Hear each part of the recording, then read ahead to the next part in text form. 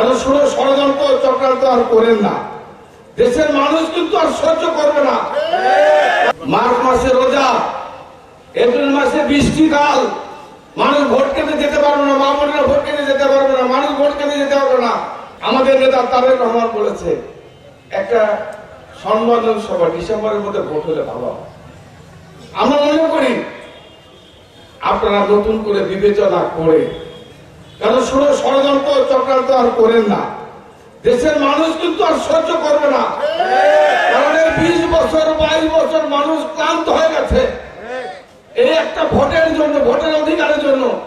দয়া করে আপনারা একটা মানে কি বলে ডিসেম্বর বিএনপি বলেছে, এর মধ্যে আমরা চাই এপ্রিল মাসে রোজা, মার্চ মাসে রোজা, এপ্রিল মাসে বৃষ্টিকাল, মানুষ ভোট কেন্দ্রে যেতে পারবে না, মা বোনেরা ভোট কেন্দ্রে যেতে পারবে না, মানুষ ভোট কেন্দ্রে যেতে পারবে না।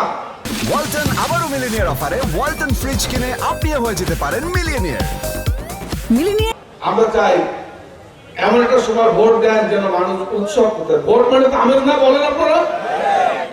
ভোট মানে আপনার মেলা, গ্রামে গ্রামে মেলা হবে, উৎসব হবে, আনন্দ হবে, মিছিল হবে।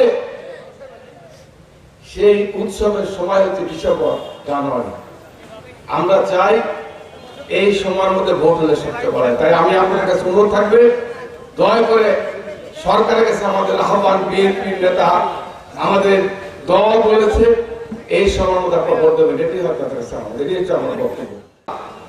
বিএনপির নাম দিয়ে যদি কেউ পুকুর দখল করে, বিএনপির নাম দিয়ে যদি কেউ জমি দখল করে, বিএনপির নাম দিয়ে যদি এই এলাকায় কোনো চাঁদাবাজি হয়, এদের স্থান বিএনপিতে আমি হতে দেব না। আমি পরিষ্কার কথা বলে দিচ্ছি, আমি যেটা ছিলাম অতীতে এখনো তাই। আমি চাই উন্নয়ন চাবেন উন্নয়ন দেবো, শান্তি চাবেন শান্তি দেবো, কিন্তু শান্তির নাম দিয়ে অশান্তি এটা আমি প্রশ্রয় দেবো না, এটা আমার পরিষ্কার।